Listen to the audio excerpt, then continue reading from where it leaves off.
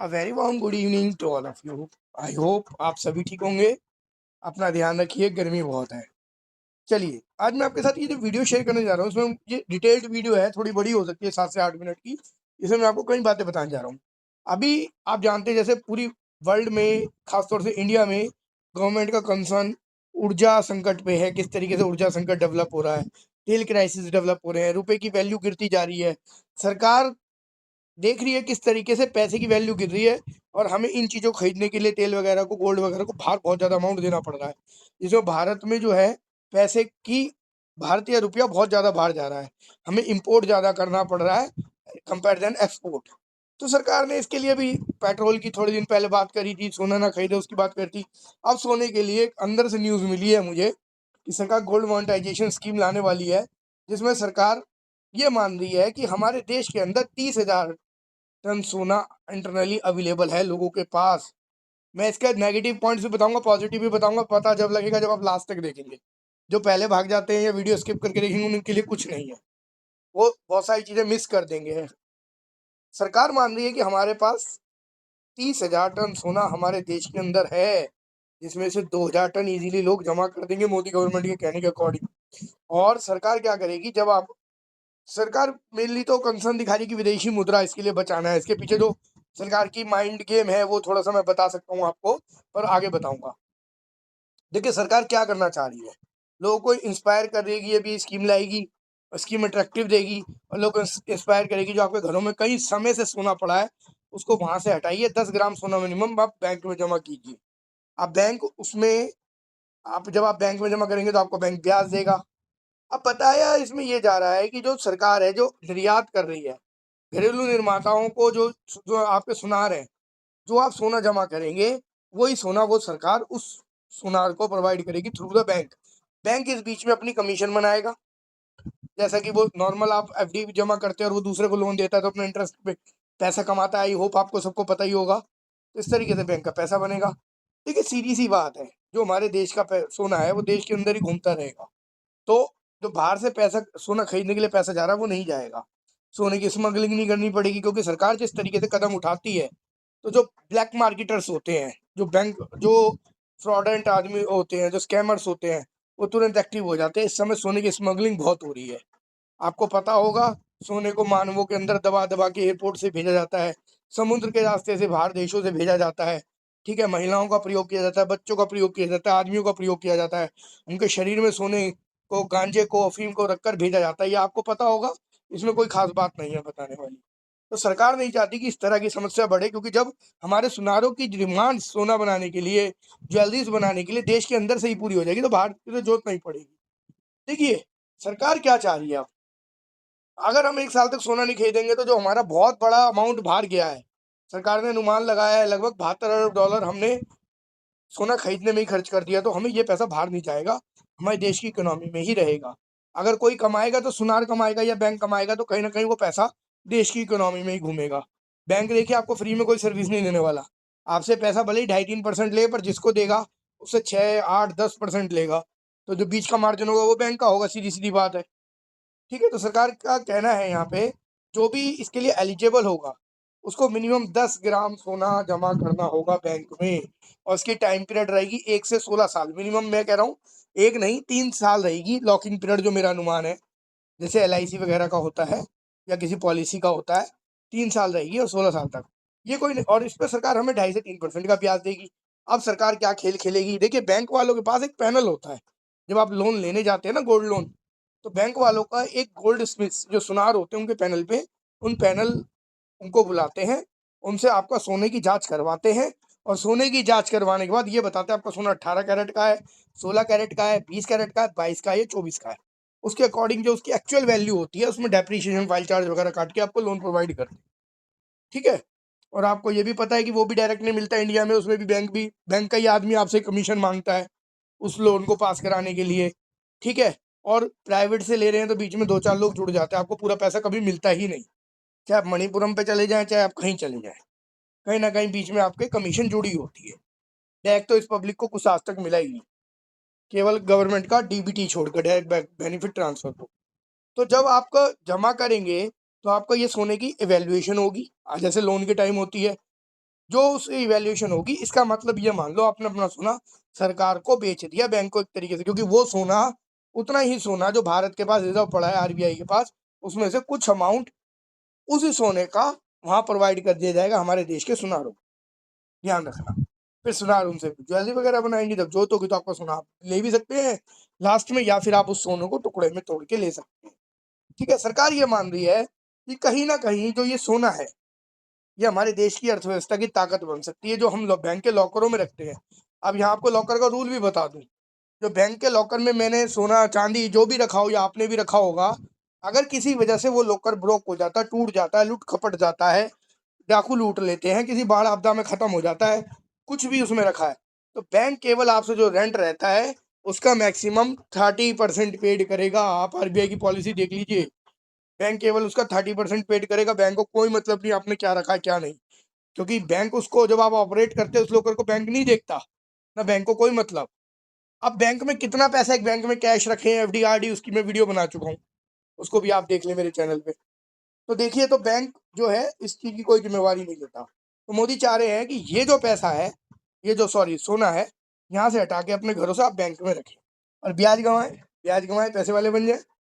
ठीक है। अब ऐसा नहीं है कि सरकार पहली बार ऐसी चीज लाई है, सरकार इससे पहली बार भी ला चुकी है।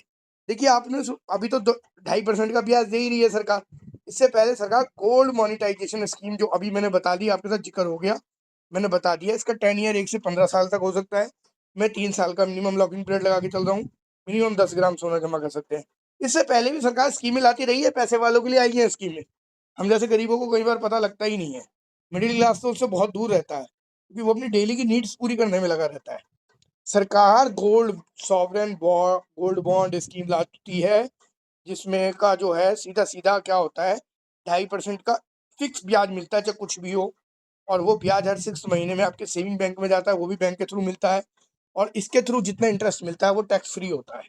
अब देखना है सरकार जो गोल्ड मोनेटाइजेशन स्कीम ला रही है, क्या उसके इसको इक्विटेबल करेगी या नहीं करेगी, क्योंकि सरकार लास्ट 2023 और 24 में लाई थी gold sovereign gold bond scheme, उसके बाद अब तक नहीं लाई, क्योंकि इससे सरकार को लगा ज़्यादा हमें देना पड़ेगा, क्योंकि दिन पे दिन सोने की कीमत बढ़ रही है। और आप जो भी सॉवरन गोल्ड बॉन्ड स्कीम से जो इंटरेस्ट कमाते हैं वो पूरा टैक्स फ्री होता है, आपको उसमें कोई टैक्स नहीं देना। अच्छा, अब तो ये तो हो गया, ये मेरी पूरी वीडियो हो गई। ऐसा नहीं है कि सरकार इसी तरह कर रही है, सरकार ने हमेशा एलीट क्लास के लिए, जो पैसे वाला है, उसके लिए टैक्स फ्री सिस्टम्स बनाए हैं, बनाती रहेगी, क्योंकि ये एक ऐसी लॉबी है जो हमारी एग्जीक्यूटिव लॉबी बनाए रखती है। और ये लॉबिंग ऐसे बनाते हैं ताकि उनके कैपिटलिज्म वाले घरों के लिए, कैपिटलिस्ट लोगों के लिए सरकार हमेशा फेवर में काम करती आई है, करती रहेगी। ये सिर्फ छोटा सा एक आउटलुक है कि किस तरीके से एक मिडिल क्लास को बैंक तक लाना है। जैसे PMJDY अकाउंट लाए थे, आप बताइए, कोरोना लॉकडाउन 2 में 500-500 रुपये आए थे, उसके बाद बैंकों ने वो अकाउंट चलने तक नहीं दिए, SMS चार्ज लगा लगा के नेगेटिव में बैलेंस करके लोग PMJDY तक खत्म कर दिए। उसमें कोई स्कीम ऐसी नहीं है। अब और आगे चले, अब मैं इसकी वीडियो के नेगेटिव आउटकम बताता हूँ जो ये स्कीम में। देखिए, अब यहाँ पे लोगों के मन में कुछ ना कुछ डर है।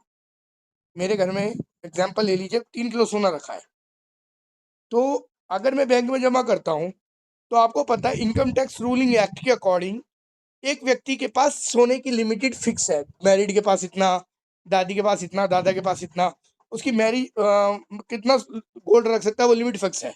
अभी तो आदमी लालच में बैंक में जमा कर देगा, जब ब्याज मिलेगा सरकार शुरू में चुप रहेगी, बाद में सरकार आप पे इनडायरेक्ट वार करने के लिए तैयार बैठी रह सकती है, क्योंकि आपका आधार कार्ड पैन कार्ड सब जमा होगा, सब डिजिटलाइज होगा, सरकार के पास सारा रिकॉर्ड होगा, सरकार बिल्कुल तैयार रहेगी कि भाई निखिल आ जाए इधर, तेरे पे 3 किलो गोल्ड कहाँ से आया, जवाब दे। मैं कहूँगा मेरी माता जी थी जो एक्सपायर हो गई, उनके पास था, उनके पास कहाँ से आया, लेके आ। अब ये पैसा नहीं निकल सकता, सरकार कहोगे चल खत्म, कल को बैंक लूट गया, कुछ हो गया, खत्म। क्योंकि अभी तक ऐसी कोई रूलिंग है ही नहीं। 5 लाख से ऊपर वाली वीडियो जो आपने देखी है कि बैंक इस पैसे को कैसे वो करेगा, या तो 5 लाख की कैटेगरी में आई है, और वो भी कैश में तो आता नहीं है, तो कैसे करेगा। तो सरकार का एक रुख ये भी हो सकता है कि सरकार बाद में आपसे, अभी तक तो देखो मेरे घर में कितना सोना रखा है, कितना चांदी रखी है या नहीं है, ये सरकार को कुछ नहीं पता। जब मैं खुद ही जाके बैंक में जमा करूंगा तो सरकार को डायरेक्टली पता लगेगा भाई। दूसरा, अगर कल को जो सोना जमा कर रहा है, जो क्लाइंट, जो बेनिफिशियरी है gold bond scheme, gold monetisation scheme का, वो सरकारी राशन कार्ड ले रहा है फ्री में, राशन कार्ड के फ़ायदे उठा रहा है, वो और चीज़ों का फ़ायदा उठा रहा है। तो आपको बता दूँ, सरकार वहाँ एक्टिव हो के उन चीज़ों को स्टॉप करेगी तुरंत। उसके जो बेनिफिट सरकार की तरफ से फ्रीबीज मिलनी है, जो वेलफेयर पॉलिसीज मिलनी है, उस पर तुरंत अटैक होगा। एक तरफ तो आप सरकार को जमा करके ब्याज खाने वाले बन रहे हो, दूसरी तरफ आप सरकार से फ्री का राशन ले रहे हो या फ्री की सब्सिडीज ले रहे हो। ठीक है। और तीसरा, सरकार कल को ईडी सीबीआई के थ्रू भी आप तक पहुंच सकती है, आपकी इसी गोल्ड को जब्त करने की प्लानिंग भी हो सकती है। जब आपके पास ये सोर्स ही नहीं होगा, आपके पास कहाँ से आया? मान लीजिए मेरी जो दादी थी सॉरी, दादी के पास सोने वाली साड़ी थी, वो आज भी हमारे घर में रखी है, हमारी चाची के पास। तो उसमें लगभग उस समय का राजा महाराजाओं वाली वो थी, और बहुत सोना लगा हुआ है उसमें। अब सरकार को हम कहाँ से दिखाएं कि मेरे बाबा ने खरीदा था? कहाँ से बिल लाएंगे? मेरे बाबा ने तो इनकम टैक्स में शो नहीं करी। तो सरकार कहीं ना कहीं छापामारी करेगी, और जिस चीज़ का आपके पास ऑडिटेड नहीं होगा, उस चीज़ को इजीली कैप्चर करेगी। एक चीज़ ये भी हो सकती है। तो ये चीज़ आपको अपने दिमाग में रखनी है। इन्वेस्ट करने से पहले ये नहीं लालच में आ जाओ ब्याज मिल रहा है, ब्याज मिल रहा है। सरकार की पूरी दिमाग को समझ के जब आपको किसी स्कीम में जाना है, जैसे अभी एक मैं हल्का सा रिलेट कर देता हूँ, जिन्होंने गोल्ड बॉन्ड स्कीम डाल रखी है, मान लिया सरकार ने टैक्स फ्री पैसे दे रही है, कहीं ना कहीं अब जब सरकार का नोटिस उनके पास कभी आता है इन फ्यूचर में, जैसे जो लोग अभी बिटकॉइन में इन्वेस्ट करते हैं, ठीक है, एरुथलिज्म में इन्वेस्ट करते हैं, तो उनके पास नोटिस आने ही आना है। 30% का ब्याज भले ही हो, इनकम टैक्स के बराबर नोटिस आ रहे हैं। मैं इनकम टैक्स का भी काम करता हूँ, इनकम टैक्स के बराबर नोटिस आ रहे हैं। जो 1861 का ब्रिटिश का जो टैक्सेशन पॉलिसी है, वो जो रिप्लेस होकर 2025 वाली बना दी है हमारी निर्मला सीतारमण जी ने, फाइनेंस मिनिस्टर ने। पर आप ध्यान रखना, अगर आपको इसी 12 साल के बीच में, आज से 12 साल तक कोई टैक्स आता है तो इसी पॉलिसी के तहत आएगा। तो आपको ध्यान रखना होगा, सरकार की ये कैचिंग पॉलिटिक्स भी हो सकती है। आपको ये भी ध्यान रखना होगा, और देश को मजबूत करने की पॉलिटिक्स भी हो सकती है। आपको अपनी इकोनॉमिक सिचुएशन के अनुसार, आपकी मॉरलिटी के अनुसार, आपकी एथिक्स के अनुसार, आपकी सिचुएशन के अनुसार आपको यहाँ डिसीजन लेना होगा कि आपको बैंक में जाके जमा करना है या नहीं करना। देखिए, मेरा जो इस विषय में विचार था, मैंने इसका पॉजिटिव भी बताया कि 2.5 से 3% मिलेगा, और नेगेटिव भी बता दिया, सरकार के तीनों पक्ष बता दिए जो सरकार सोच सकती है, या जो फ्यूचर में मैं बीइंग एक क्लाइंट मैं सोच सकता हूँ कि अगर मैं ऐसा करता हूँ सरकार क्या हो सकता है।